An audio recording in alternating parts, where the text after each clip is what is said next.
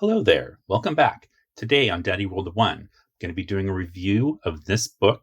This is The Monster Overhaul by Skerples. It's described as a practical bestiary. I think the best way to kind of look at it is being a book that talks about old classic monsters that we've used in particularly, say, D&D, but any sort of fantasy adventure role-playing game since the sort of beginnings of the hobby, but then looking at them in a new and different way to help give dungeon masters and game masters sort of a new lease on life in terms of how they look at implementing some of these classic monsters. Sometimes it's easy to get stuck in a rut, but you don't want to just use a completely new monster every time. Sometimes classics are there for a reason. So this is giving you options for using a lot of different classic creatures, but again, reinterpreting them. I think the best way to really talk about this book is just kind of jump in. So this is a big, thick hardback book. It is a little over 330 pages, and it's a big book. You can see it barely fits in my screen here. So to compare to a lot of books that come out for this sort of, so-called OSR books, a lot of them are sort of the smaller size that would be, roughly like this. So this is a full-size book. And it's published by and written by Skerples. And Skerples is known for the Coins and Scrolls blog spot, which is a great place to get other ideas on the blog, but also known for, I'd say, Magical Industrial Revolution is one of the most popular books that has been written and published by Skerples. So while this is what I would call an old school book, or at least old school adjacent, it really sort of transcends that because it has information here that is useful for really any kind of system of fantasy adventure games. So my copy of this book came with a bunch of little extras. This was a Kickstarter from last fall of 2022, and then it was published just a few months ago in 2023. So I just got my copy maybe 2 or 3 weeks ago. You'll saw maybe if you watch any of my shorts, I did a short video where I did an unboxing to unbox this, and people said, "Oh, can you do a full review?" So it comes with some extra illustrations here and fun stuff. So this is the iTyrant, which is sort of neutral, non-IP infringing language for a beholder. And then you've got all these little fun tables here. So you've got D10 iTyrant names, and then omens and signs of an iTyrant, and then D10 features, what their lair looks like, their classic I-rays, if you want variant I-rays, and then if you want strange I-rays. So I know one of my followers on Twitter, his son was really big into beholders. And so I think this is like a great thing that he would probably want to use. So that's that. And then you get some fun little stickers and drawings. So you've got an owlbear here. Got some more stickers and even some more stickers. So I'm just going to put those to the side. So right off the gate, you can see right as you open this book, just this alone gives you so much information just on these inside front covers. So if you see, you've got 20 different chapters in this book. So divided into people, dungeon, dragon, thinking beasts, heraldic beasts, primeval, elemental, divine, dark and malign, a wizard did it, spring, summer, fall, winter, hostile forests, hot plains, mysterious mountains, stormy seas, strange water, and science fiction. So basically the way that this book is divided up is that each one of these chapters has 10 different creatures in them. And then each one of those creatures has additional, tables and ideas of how you can use that in a game that's maybe a little bit different than the standard, or just to give you ideas, inspiration. Okay. But then you've got your indices here of, height charts, celestial bodies, index of monster utility. You have some useful sidebars, and it tells you where to find those. You've got, I love this, reaction roll. So old school games, and the game that I run for my daughter, if you've ever watched any of that video series that I have, old school games use a 2d6 reaction roll. So when you encounter, it's particularly for intelligent type creatures, but you could use it for any type if you really want to. When there's an encounter, rather than just both sides drawing swords and starting to fight, you would roll a 2d6, and then on the PC side, sometimes you can influence that with your charisma score. And then a result, usually a 2 is a very, very negative reaction that would normally result in a fight. And a 12 would mean that the other side is actually going to be maybe helpful to you. Okay. So Skerples takes that roll, but then divides it into different types of creatures. So feral, general, grandiose, and unusual. So I really like the grandiose one where you can see that on a 2, rather than a fight, it's an ultimatum. And on a 12, it's either a proposal or flattery. But you see, there could be monologuing, or for a general creature, there could be a retreat or friendship. For a feral creature, a 12 would be trust signals. But a 9 to 11, which is usually also a positive result, plays dead. So then you have reasons for an encounter. And again, depending on the kind of creature, bestial, intelligent, scheming, outsider. And then, the situation, the impediment, the twist, the formation, where they find you indoors, where they find you outdoors, what the weather is. A lot of people forget to use weather. I used to forget all the time. Now, when I make my notes, the first thing I write when I'm making my notes for the session, I write what the in-session game date is, the day and the month, and then I write down what the weather is, so that I'm constantly reminding myself to tell the players what's going on, so that I can immerse them in the game for that particular day. So then over here you have, if you need a quick D8 elements, D8 vices or virtues, the local attitude of the people that you meet. Maybe they're weary and indifferent, or maybe they're hunted for sport. And then also, what is the town or area valued for? Unique features, textures, generic creature upgrades. Okay, so here you have your list of kind of most popular monsters: goblins, kobolds, skeletons, etc. And then you can add a horrible aesthetic or an enigmatic variant to those creatures. And then these give you different upgrades. Maybe they're winged or two-headed or venomous or aquatic, or they're phasing or shape-shifting. So just these right here, these first 2 pages, not even pages, these are the inside front covers. So much inspirational material for a GM to run a game. All right. So just going on, I mean, you have to go on and on with this because there's just so much fun stuff in here, but the introduction's really fun. So it talks about reading this first, what the purpose of the book is. And I think this is a kind of a quick elevator pitch. So basically what it says is, in the middle of a game, a GM doesn't need to be told that bears live in caves or that ghosts haunt graveyards. They know that. What they need are interesting prompts or things that are difficult to invent under pressure: names, details, motivations, secrets, riddles, maps, etc. So that kind of gives you a sense of what this book is intended for. And so it talks about how the book is formatted. It tells you specifically, write in the book, write in the margins, make notes, do what you need to do to make this book your own. Add page markers and sticky notes. And it says, if you want a pretty object for your shelf, buy another copy. So speaking of buying copy, I will have links in the show notes below to tell you where you can get this as a print copy or as a PDF. Those aren't affiliate links. I'm just going to put the links down there. I don't get anything from that. I just really like this book a lot.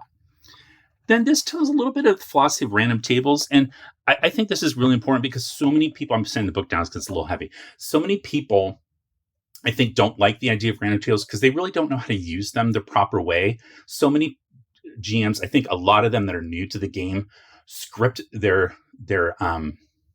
whole campaign out before it even starts.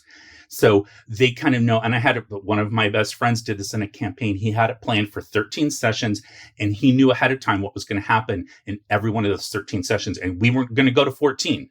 We were going to finish within 13, and he knew within each day how we were going to end that particular night.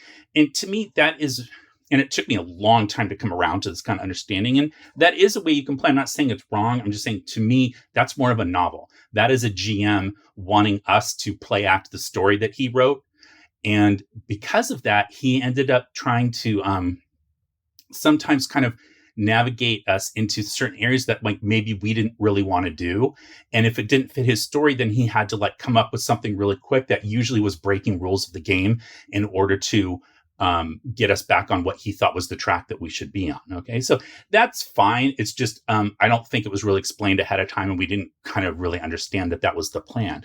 And I am guilty of this too. The long-running campaign that I'm running right now, I had it planned ahead of time, and I didn't leave room for things like random encounters because they didn't fit my narrative. I felt like my story was more important than what the players wanted to respond to. And so when they went off track and were doing things that I didn't think made sense, I would kind of guide them back. And nowadays, I just don't do that. I have so much more fun and get so much more satisfaction as a dungeon master, a GM, running the game for my daughter, where I let them lead me where they want to go. And then I react to that. And at the end of each session, just say, what do you want to do next time? They tell me, and then I plan for that. So I do plan ahead, but only one session. And That's made my life a whole lot easier because I haven't planned out tons of stuff that are never going to be used. And it's also made it more fun for the players. So this tells you how to use random encounters like that. And it says like, it really shouldn't just be like, the name just implies that you're constantly just rolling dice and going like, oh, there's a kobold that attacked you. And then next a skeleton attacked you. And then it's a dragon. And oh, you should run away. No, that's not how you use random tables. And I think, or random encounters. And I think so many people think that is what it is. So it talks about using random tables for information. So actually, it's included in this section here where it talks about uses of random encounters, time versus stealth. So if there's a time limit, you can throw in a random encounter sometimes to kind of like amp up the anxiety a little bit and see like how the players are going to react to that. But you can also use it to provide them information rather than just, dumping an exposition on them at the beginning of the session and droning on about like this background that you've written. Have them encounter some creatures, even it doesn't even have to be, NPCs, but encounter something where they have to interact with it and get that information they need. And then that's going to stick with them much more in their memory versus you just giving them all that, like regurgitating this, pre-written stuff that you wrote down, or like the box text in a module, right? And then the last one's talking about reframing current events. So ideas of like how, the PCs might encounter signs of Medusa and then remember that she's there and then return later to bargain with her to help them with something. Or maybe the players speculate, could that dragon be the mastermind behind the caravan ambush? And then the GM says, oh, possibly. But then the GM's taking, because the GM hadn't planned that, right? But now the players are driving the narrative. The GM makes a note. So the GM is surprised by that, which adds some fun to the GM's role. But also then what happens is then the players feel clever because they feel like they figured something out. And they also think the GM's clever because the GM's like woven this master story. And then the dragon was the mastermind behind it all. Well, that wasn't even planned, right? It just kind of developed organically. And to me, those are the most fun types of games. So that's a way that you can use this book. So it talks a little bit about tactics. There is a section on here on mechanical jargon, and this is really useful for people from different systems to make sure that we all know the language that we're using. Talks about balance. This is an important section, and it basically says that this book isn't designed to produce a series of fair, mechanically challenging fights because balance requires assumptions about system, playstyle, group numbers, and PC abilities. And then it says, in a game where both the monsters and PCs have goals, balanced encounters are meaningless. I do think that's very important. That's an important way to look at how to use a book like this. Faced with a stronger foe, the weaker side can and probably should run, negotiate, bribe, bluff, seek common ground, surrender, or if all else fails, fight. That is exactly how the players on my daughter's group play all the time. They don't enter every encounter assuming that it's going to end in a fight. They use those reaction tables that I talked about before and figure out a way usually to try to get out of an encounter without fighting. Sometimes it does come. Sometimes they test, they look at the numbers of the foes and maybe they get into a fight, but they think about it very strategically. And usually I'd say they tend to fall on the side of knowing that going into a fight is dangerous and they aren't expected to win.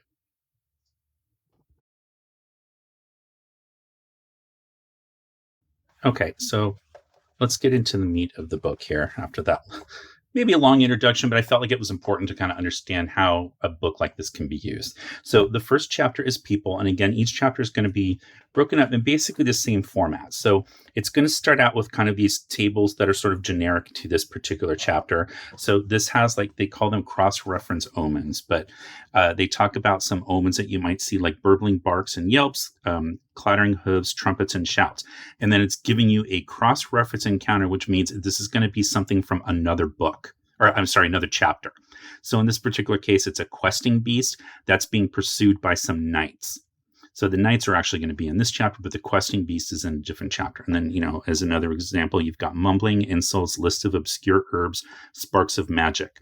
And then you've got a homunculus working with a wizard, and so on and so on. Okay, so giving you all these different ideas. Then you've got all your different, monsters, so-called, in this particular section, and their hit dice. And then you've got reasons for conflict, obscure motives.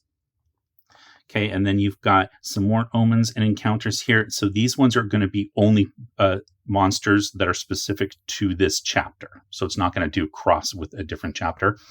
Then you've got your combined omens, which are going to be combining different monsters from this chapter. I know it sounds confusing, but you get used to it after a little bit. So you've got cross-chapter monsters, only inter-chapter monsters, but a single type, and then a bunch of different monsters from the same chapter working together.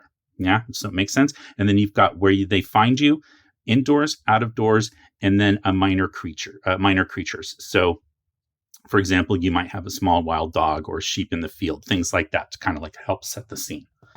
Okay, so then getting into it, you've got adventure. So they give you a generic village here and a generic inn. And then it talks about adventures and using them to drive a rivalry, which is perfect. I was just talking about somebody about this in the comments the other day.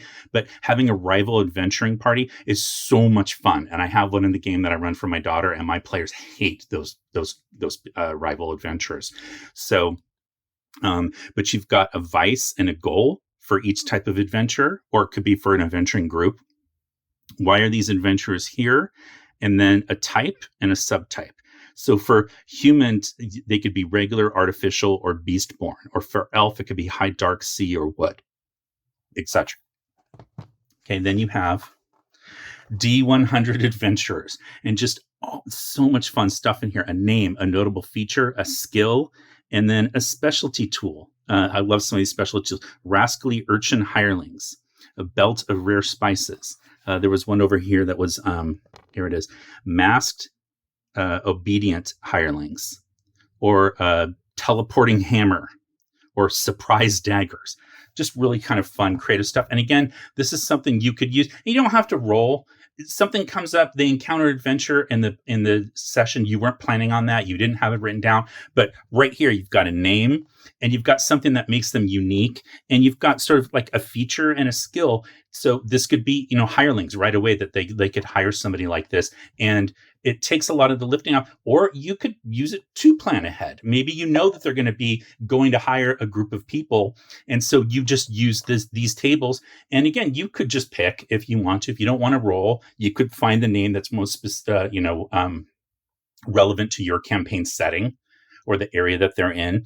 And then maybe that they need a particular kind of skill, and that's what they're looking for. So you could find someone that has that and kind of blend them in with a few others. So you could use it that way, right? Then you've got a generic role map. So I love this. It's a map that shows all the kind of tropes that you would expect in a fantasy setting. So giant citadels, ice wastes. You've got coast raiders, the Fey Isles, a mead hall, Castle Grim, Castle Chivalry, Malevolent Tower, the Dark Forest. So I know it sounds funny, and it is funny. It's funny to look at this and realize how many campaign settings are organized just like this, but also to realize like these are the kind of tropes that people think about, and it's almost like you're reminding yourself to include these. Maybe, or maybe just part of it, but like it's something that you could use just as an inspiration for creating a campaign world, right? So I think that's really fun. Then you've got the barbarians. So again, you've got feats of strength for barbarians. You've got these barbarians want what? Barbarian nations just over the horizon. It gives you a name for them and then what they're sort of known for. Cattle thieves and spice traders, or maybe they're sea raiders, explorers, and sky seers. So tons of different ways to use barbarians. And then again, you've got your D100 barbarians, a name and then a distinction. Choose bitter green herbs, covered in scraps of fur, or maybe they are corpulent but very strong, or never bathed, smells awful. So just right off the bat, you need a barbarian group that comes across your players. You have them right here. So just going on, cultists, I'm not going to do this for every chapter, but I'm just giving you a sense of how it's worked. This is actually probably my favorite chapter in the whole book, because I tend to use humanoid type creatures and NPCs as adversaries in my campaign probably much more often than any other kind of monster. I tend to keep monsters unique rather than ubiquitous in a campaign. So you've got your generic cult lair methodology, cult names, dark purpose, what kind of robes they wear, rituals and requirements and trappings, knights of legend, famous quests, and eccentricity of a knight. So maybe they're old and forgetful, or they're armored in books, or they ride a giant squirrel. Right? Just kind of like some fun. And again, if you don't like that result, re-roll it. You don't have giant squirrels in your games, or you think that's silly, then don't use it. Or pick the ones that make the most sense for you. If you want to do that, the reason I don't always like to pick is because I get stuck in a rut and I tend to pick the same type of, aesthetic over and over again. And then it tends to not be fantastical. And I'm trying really hard in the game that I run for my daughter to not just run like a super 100% grounded medieval campaign, because that's what I always do. And I wanted to do something more fun for her. So like if I came across a result that says rides a giant squirrel, I would 100% use that, even though I had never planned to have giant squirrels in my game, just because it's something fun and different. And it would give them something unique and creative to react to that they would totally not be expecting based on what's happened in the campaign to date. So then you've got your mercenaries, D50 mercenary missions. You've got merchants. If you saw my video on merchants, I kind of went over this section already. Pilgrims, peasants, D100 peasants, townsfolk, and D100 townsfolk. And then, page isn't on here, wizards. And you've got generic low-level wizards and what kind of spells they would have, or unusual low-level spells, and then mid-level and high-level. And again, generic and unusual for both. And then ways the spell is stored, the elements that they would use, pompous wizard titles. So this is really fun. X, the ruler of, and then an element, or X, X being the name of the wizard, the color. The Dread Wizard X, Archmage X, Sage Arcana, Mighty X, Weird Walker. So much fun. Wizard schools, familiars. Then you've got your D100 wizards that come with a first name, a family name, an appearance, an area of study, and a magic item. So one of the things that this book talks about in the beginning that I think is, again, it's brilliant in the way that it's constructed, was how you use this book to create encounters. And so it talked about how, it's in the format section. Chapters are designed to be combined to create settings. Want to run a gothic horror game? Mix chapters 1, 9, 13, and occasionally 8. Well, chapter 1 is the people section we were just in. 9 is the dark and malign chapter, and 13 is fall. And then 8 is the divine one. So, but you could create a gothic encounter by combining those 3 chapters into something and create something really fun. So as an example, my daughter's game right now, if you've been watching that series, you'll know that we were kind of leading toward the going through Keep on the Borderlands. Well, these videos are really behind. They've actually finished Keep on the Borderlands now, and they have moved to the town of Saltmarsh for module U1, The Sinister Secret of Saltmarsh. If you're familiar with that, it's an old school module or adventure. These are called modules from the early 1980s. It was actually published from TSR's UK division. And so they're in this town of Saltmarsh that I'm making sort of like a little bit more of like a spooky vibe than the town in the original one. There is a haunted house in this module. I'm not going to give any spoilers right now because it's really important if you've never played this module to not know exactly what's going on. That's why it's called The Sinister Secret. But I'm changing it away from some of the traditional type of monsters that they do have in that module, and I'm switching it more to like kind of a Cthulhu vibe. So I've got like deep ones and things like that. I've got some cults and stuff happening in the campaign. But a way that I could use this game is, again, going to those different chapters. So this has chapters on very specifically Stormy Seas and Strange Waters. So I think those ones are really appropriate to this particular campaign. So or this, where they are right now. So Stormy Seas, I've got all these different ideas here that I can use for this game, like, say, Kraken. So I could have a group of fishermen that came across a Kraken, and they come back to shore and they tell stories about having run into it. Or maybe they've captured one and brought it back to be examined. Okay. And then you've got all your different Kraken variants there to kind of like, liven it up a little bit, make it different, right? I could have merfolk. I could have pirates. So maybe some pirates have come to shore and they're hiding out. Maybe they're being hunted. Maybe the adventurers are hired to seek them out and find them. Or maybe the adventurers are going to join with the pirates and share their treasure, or become pirates themselves. There's a lot of different ideas that I could do with that.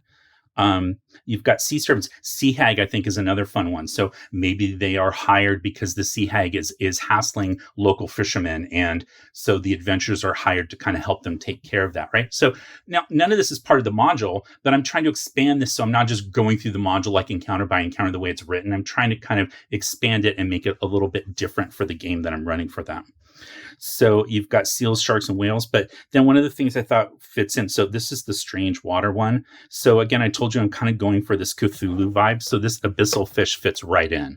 So again, what if there's a secret society in town of really rich folk that seek out and eat different creatures to see if they gain any kind of powers? Well, this particular one does have a menu, so it tells you what it tastes like, the flavor, and what the notes are. A lot of the monsters in here do have that, and they tell you what happens when you eat it. This one doesn't tell you what happens, actually. It just tells you, if you eat it, the bones are hard to remove, so you might want to just eat the whole thing whole and then wait for the bones to digest. But I could use prompts from the other chapters in this book to create some really fun, weird, crazy effects for these people eating this kind of fish. And then maybe something happens to them and now they've infiltrated the town, and maybe this abyssal fish, like its plan all along was to be eaten so that others of its kind can then maybe control these people that ate it or something. So, all these different ideas that I wouldn't have thought of just reading the module as is, but adds that kind of weird cosmic horror vibe that I'm kind of trying to add to this town.